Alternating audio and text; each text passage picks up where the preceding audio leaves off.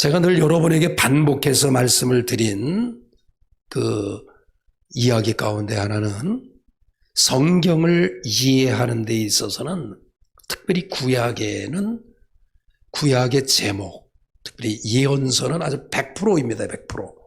그 예언서의 그 제목, 그 뜻을 분명히 알게 되면 그 성경은 관통한다. 이렇게 말씀을 드렸습니다.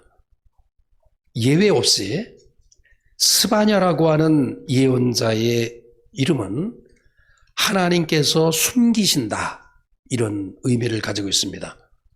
그러니까 아버지가 스바냐를 부를 때 스바냐, 스바냐 이렇게 부르면 하나님께서 숨기셨다, 하나님께서 숨기셨다. 우리는 이름이 짧잖아요. 그런데 이스라엘 백성에게 있어서는 이 이름 자체가 동사로 되어 있어요. 우리는 거의 분위기가 명사로 되어 있잖아요. 신복, 그 안에 아주 짤막하게 되어 있는데 히브리인들은 이름이 동사로 되어 있어요. 그래도 동사의 발음이라 할지라도 짧게 발음이 다 되지요. 스바냐 하게 되면 두 개의 말을 붙이는 거예요. 차판이라고 하는 말은 숨기다, 이런 말이고요. 뒤에 냐 할 때 야는 여호와라고 하는 말을 같이 붙여놓은 거예요. 그러니까 스바냐 하게 되면 여호와께서 숨기시다. 본문의 내용과는 어떤 관련이 있을까?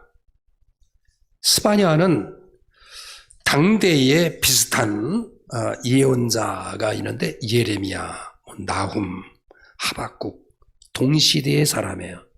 이 동시대의 사람으로서 그 당시의 예언자들이 이스라엘 백성의 그 역사 가운데 국군이 자꾸만 이렇게 쇠하는, 나라가 흥했던 나라가 계속해서 이렇게 밑으로 떨어지는 이 상황 속에서 너희가 북쪽을 봐라. 북이스라엘은 이미 망하지 않았느냐? 너희도 지금 망하는 길에 들어섰으니 죄를 회개하고 하나님께로 돌아와라. 돌아오지 않는 모든 자들은 유대인뿐만 아니라 또 북이스라엘도 망한 것과 같이 앞으로 열방들도 죄의 문제에 대해서는 예외 없이 심판을 받으리라. 그러나 하나님께 다가가는 자, 끝까지 믿음을 지키고 언약 백성으로 언약을 지켜나가는 그 사람에게는 하나님께서 심판에서 예외시켜 주신다, 심판에서 숨겨주신다 라고 하는 의미를 가지고 있습니다. 그래서 스바냐에 있는 말씀 보면 1장과 2장, 3장, 8절까지의 내용을 보면 유대인들, 열방들, 죄로 인해서 그들이 하나님께로부터 심판을 받을 것이라는 거예요. 그러나 3장 9절부터 20절에 있는 이 말씀까지 보면 그러나 심판받는 그 가운데에서도 남는 자, 그러니까 많은 사람들이 다 하나님에게로부터 떠나가서 등지고 살아가는 그 사람들이 있다 할지라도 끝까지 남는 자는 하나님께서 보호해 주신다 라고 하는 이 메시지가 바로 9절부터 20절에 있는 말씀입니다. 그러니까 9절부터 20절에 있는 말씀은 즉 스바냐, 이런 말이 스바냐. 다시 말하면 여호와께서 끝까지 남는 자를 하나님께서 이렇게 숨기신다는 거예요. 이런 은혜를 주신다는 거예요. 당대에 이 스바냐 같은 경우는 이렇게 장수가 짧기 때문에 이 스바냐는 그 당시에 일어났었던 일들을 아주 짤막짤막하게 요약을 합니다. 그래서 예를 들면 예배와 관련해서 1장을 한번 볼까요? 1장을 보면 먼저 3절에 있는 말씀, 1장 3절. 하나님께서 2절은 모든 것을 진멸하리라. 왜 진멸한다고 할까요? 항상 죄의 문제와 관련되어 있는 거예요. 3절에 보니까 사람과 짐승까지도 진멸하겠다. 공중의 새와 바다의 고기와 거치게 하는 것과 악인들을 아울러 진멸할 것이다. 악인들을 진멸하신다는 거야. 근데 악인들의 그 행동이 어떤 모습이냐면 단순히 하나님을 믿지 않는 자를 말하기보다 4절에 있는 말씀에서 보면은 하나님을 섬기지만 바알을 함께 섬기는 거야. 이 바알은 다른 게 아니에요. 이 바알 우상신은 뭘 그 안에서 바알신을 섬기냐면 그 안에 풍요하고 그 안에 소위 말하는 성적 타락이에요. 바알의 종교를 믿고 우상을 섬기는 고대 사회의 모든 그 사람들의 목적이 뭐냐면 풍요로워지기를 바라는 거야. 그리고 쾌락의 삶을 살아가기 위해서 그 목적이 우상을 섬기는 거야. 그래서 그 당시에 그런 사람들 가운데 특별히 나라를 지도해야 할 지도자들, 그 사람들이 얼마나 못됐는가. 대표적으로 지도자들 가운데 제사장을 언급해요. 4절에 보면 제사장을 아울러 멸절하리라. 이 말씀으로 적용을 한다고 하면 이 시대에 이렇게 되어지는 이 모습 속에서 죄악과 선한 것을 구분하지 못하면서 살아가는 이 시대에 가장 큰 책임자는 누구일까라고 하는 것으로 물을 때 역시 그것은 이해 없이 저는 목사라고 생각하는 거예요. 목사가 선한 것과 선하지 못한 것을 구분하지 못하고 세상의 사람들의 시선을 의식하는 이 시대의 가장 큰 책임은 저는 목사라고 보는 거예요. 이번에 여러분이 그 워싱턴의 그 장로교회 어느 목사님이 이번 다니엘 기도회 때 그 강사로 나오셔서 설교 말씀을 하는 것을 제가 들었어요. 보니까 미국 사회 같은 경우는 국회가 시작이 되거나 대통령 취임식 때 이렇게 같이 예배를 드리고 시작을 해요. 근데 그러니까 이번에 그 대통령 그렇고 또 이번에 국회가 열릴 때 기도의 끝마무리를 한번 이렇게 보여주더라고요. 기독교의 기도는 누구의 이름으로 기도하는 겁니까? 누구의 이름으로? 예수 그리스도의 이름으로 기도합니다. 이렇게 기도해요. 그리고 뒤에다가 뭐를 붙여요? 아멘 그러잖아요. 근데 이번에 국회와 더불어 대통령이 취임식 할 때 기도하는 모습 속에 목사가 기도하는 끝 마무리를 보니까 다양한 종교의 이름으로 기도합니다. 두 개 다 그래요. 두 개 다. 다양한 종교의 이름으로 기도합니다. 그러면서 뒷마무리를 뭐로 할까요? 우리는 뭐로 해요? 아멘이라고 하는 것은 구약의 히브리 말 아만이라고 하는 말이에요. 확신한다 이런 말이에요. 기도하는 것을 확신한다. 그런데 그 사람이 두 개의 종결어로 붙이더라고요. 아멘 하고 뒤에 뭐라고 하냐면 우먼 이렇게 얘기해요. 우먼. 국회에 아니면 많은 사람들이 모여있는 그곳에 목사가 사람들을 의식하면서 기도할 때에 예수 그리스도의 이름으로 기도하지 않고 모든 종교의 이름으로 기도한다. 그리고 아멘이 부끄러워서 우먼 이렇게 기도하는 그 모습을 바라보면서 마지막 종말 때에 오늘 본문에 있는 말씀 이외에 보면 제사장들을 아우러 멸절하리라. 교회 안에서 하나님의 말씀이 선포되어야 되고 교회 안에서 진리의 말씀이 선포되어지는데 이 강단에서 정치, 이 강단에서 다른 무엇을 선포되어질 때에 그것이 그 사람들에게 얼마나 좋은 영향력을 가질 수 있겠냐는 거야. 저도 이 설교에 대한 고민을 많이 합니다. 아마 저에 대한 설교의 가장 큰 이 패턴이 바뀌게 된 것은 지금으로부터 거의 10년 전이에요.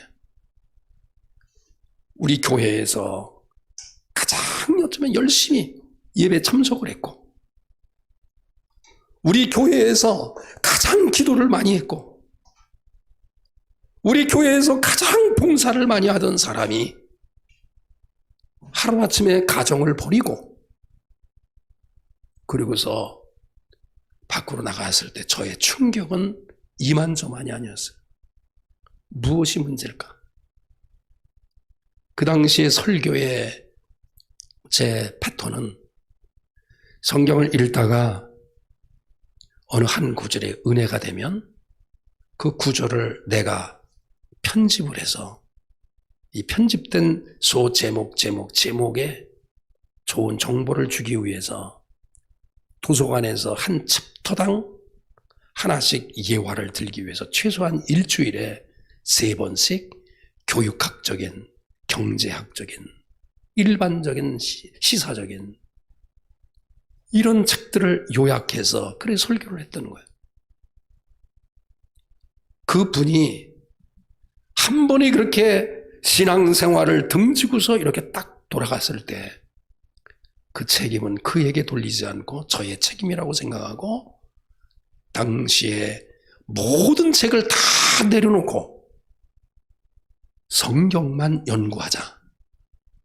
그래서 성경만 붙잡고 그때부터 한 주간 창세기, 그 다음 출애굽기, 레위기 그 패턴이 계속 지금 이어져 온 거예요.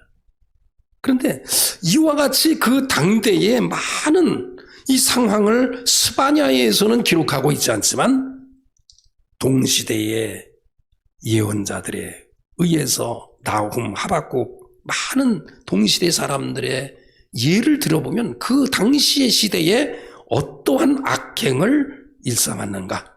우상숭배, 말씀을 드렸듯이 풍요를 꿈꾸는 거예요. 쾌락을 꿈꾸는 거예요. 지금도 이것은 예외 없어요. 우리가 살아갈 때 돈, 풍요 하게 되면 정말 귀한 것을 잃게 되는 거야. 돈이 없으면 불편하죠. 여러분이나 저나 IMF를 겪고 특별히 우리 어르신들 같은 경우는 말로 표현할 수 없을 거예요. 우리 장모님도 계시고 다 어르신들 보면 과거의 가난은 말로 표현할 수 없는 거예요. 그런데 돈이 전부가 아니라는 거예요. 이 세상의 쾌락, 이 세상의 가장 쾌락, 이것을 어디에 맞추냐면 사람들이 성적인 쾌락으로 이 세상을 맞추고 있어요. 관음증. 내가 간음을 하지 않는다 할지라도 음란한 것을 바라보며 그것을 추구하고 그것으로 인한 게임, 그것으로 인한 학문, 그것으로 인한 모든 것들이 퍼져 있는 이 시대에 이러한 것들을 지적하고 있어요. 그리고 토라, 하나님의 말씀에 대해서 악한 취급을 하는 거예요. 하나님의 말씀을 소중히 여겨야 되는데 하나님의 말씀을 개취급하는 이 시대의 모습과 스바냐의 시대와 별다를 바 없는 거예요. 하나님의 말씀은 세상의 잣대를 이게 변함없는 잣대예요. 과거나 지금이나 변함없는 하나님의 말씀인 거예요. 하나님께서 이스라엘 백성들에게 수없이 많이 권고하지만 듣지 않아요. 전자의 말씀을 드렸듯이 모든 직책에 대한 직무 감당하지 못함으로 오히려 왕, 방백, 그리고 선지자, 이 방백이라고 하는 것은 요즘 말하면 도지사 이걸 말하는 거예요. 선지자 그리고 제사장. 백성들이 수치스러움을 알지 못하는.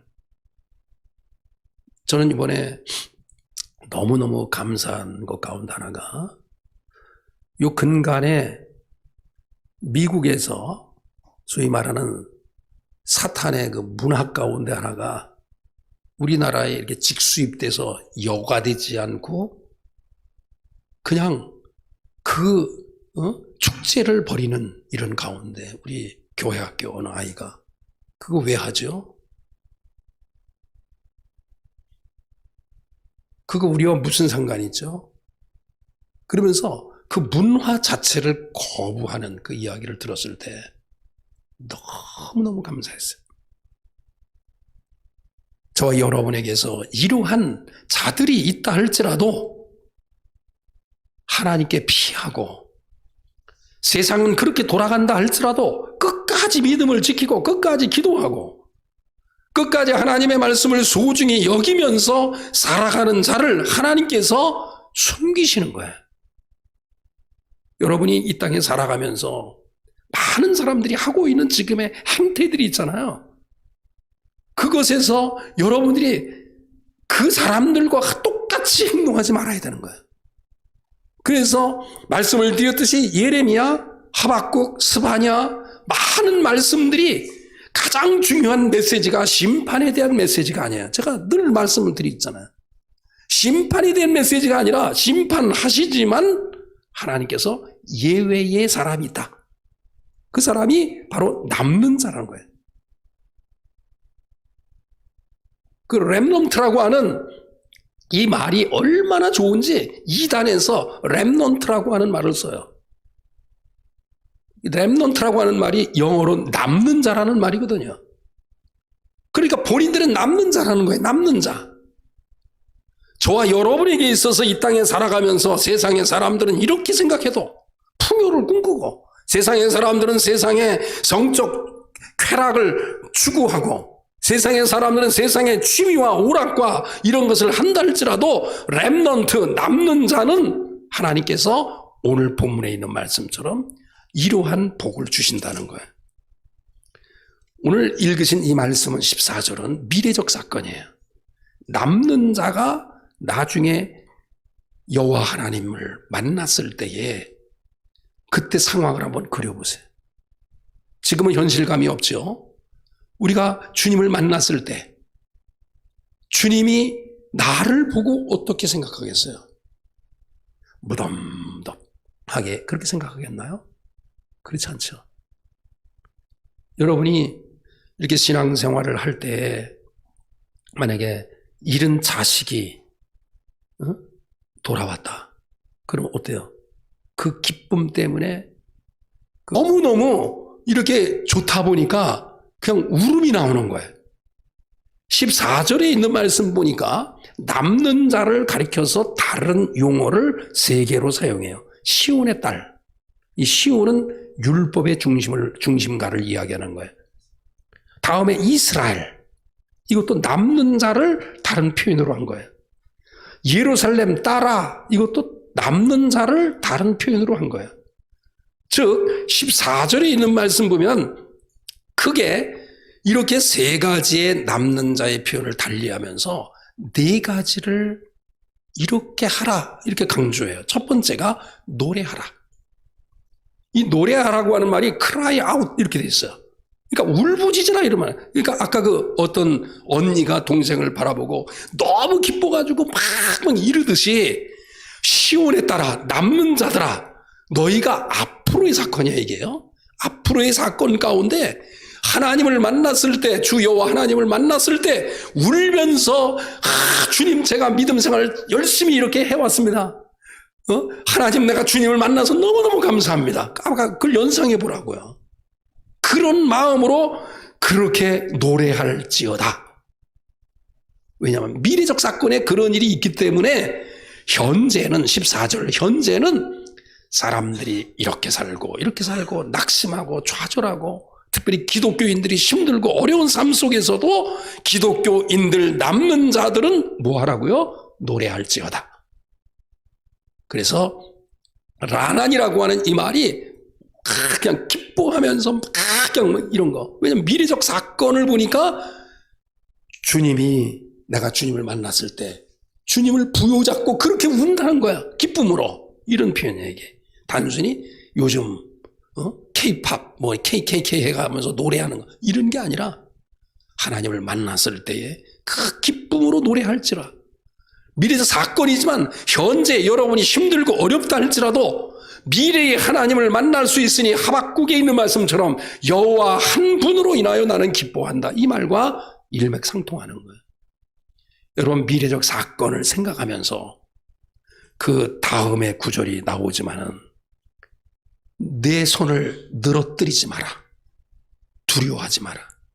이 땅에 살아가면서 때로는 물질 때문에 가정의 문제 때문에 여러 가지 상황으로 인해서 힘들고 어렵고 두렵고 손이 툭 떨어지는 절망과 낙심 속에서 있다 할지라도 미래적 사건에 주를 의지하고 주에게 다가가는 그 자를 숨겨주시는 느헤 이 그 스바냐의 하나님을 믿으면서 노래할 수 있는 현재 감사할 수 있는 여러분이 될 수 있기를 간절히 축원합니다. 그리고 두 번째 보니까 점층법으로 되어 있어요. 아까는 cry out 이게 울면서 기뻐하는 거잖아요. 근데 두 번째 보니까 똑같은 표현이죠. 이스라엘아 남는 자들아. 두 번째 뭐라고 그랬어요? 수식어가 하나 더 붙었어요. 뭐라고 되어 있어요? 기쁘게 부를지어다. 이것은 기쁨이라고 하는 표현을 아까는 운다고 했다고 하면 점층법을 통해서 하나를 더 추가하는 거예요. 예를 들면 이렇게 기면 너무 기쁘니까 어때요? 박수를 막 친다고 생각하시면 돼요. 박수를 막 친다.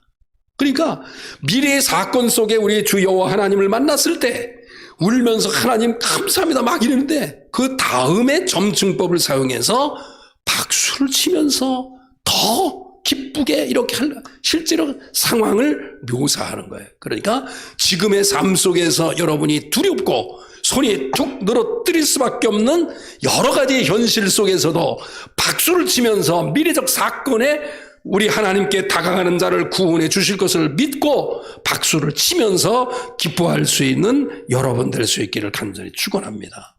세 번째 보면 똑같은 표현이에요. 예루살렘 따라. 그러니까 남는 자들아. 전심으로 되어 있는 것이 우리나라 말로 표현하면 온 마음으로 이런 말이에요. 온 마음으로 기뻐하며 또 하나 수식어가 더 붙었어요. 뭐라고요? 즐거워할지라.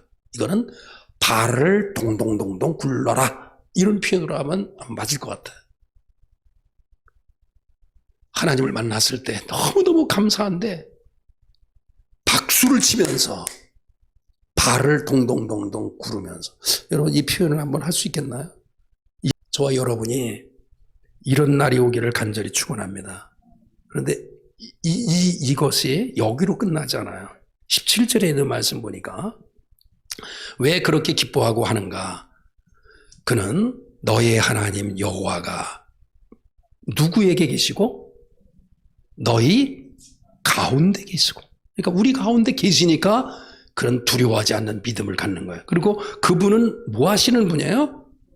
구원을 베푸실 전능자이셔요. 그러니까 여러분이 경제적으로 가정적으로 이랬다 할지라도 이렇게 하지 마시라고요. 현재 어떻게 하라고요? 기뻐하시고 박수를 치시고 발을 둥둥둥 굴라고 하는 거예요. 이 이야기는 제가 다 말씀을 드릴 수 없지만 시편에 그런 사례가 얼마나 많이 나오는지 몰라요. 미래적 사건을 믿기 때문에 현재 감사했더니 하나님께서 이렇게 구원해 주셨다. 이 이야기예요. 그런데 그로 끝나잖아요. 우리도 그렇게 기뻐하는데 주님은 어떻게 기뻐하시는지 똑같이 삼층적인 점진법을 통해서 주님도 이렇게 기뻐하세요. 그가 너로 말미암아 어떻게 하고요? 기쁨을 이기지. 그 미래의 그 어려운 상황 속에서도 남는 자를 만났을 때 주님은 그로 말미암아 어떻게 한다고요? 기쁨을 이기지 못하는 거예요.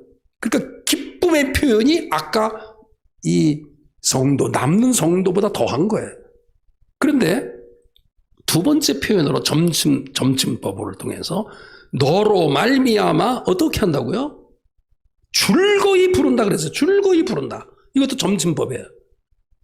세 번째, 너로 말미암아 어떻게 한다고요? 기뻐하시리라. 번역은 이상하게 번역이 됐지만 그런 내용이에요. 그러면서 그 이유가 있어요. 그렇게 기뻐하시는 이유가 있어요. 번역은 우리가 가운데 돼 있지만 이걸 뒤로 끄집어내면 그러한 이유가 뭐 때문에 그래요? 너를 잠잠히 사랑하시는 하나님의 은혜가 있기 때문에 그래요. 하나님의 일은 뭐냐면 의미 부여를 하고 그 뜻대로 나가게 될 때, 우리가 돈의 문제가 아니에요. 건강의 문제가 아니에요.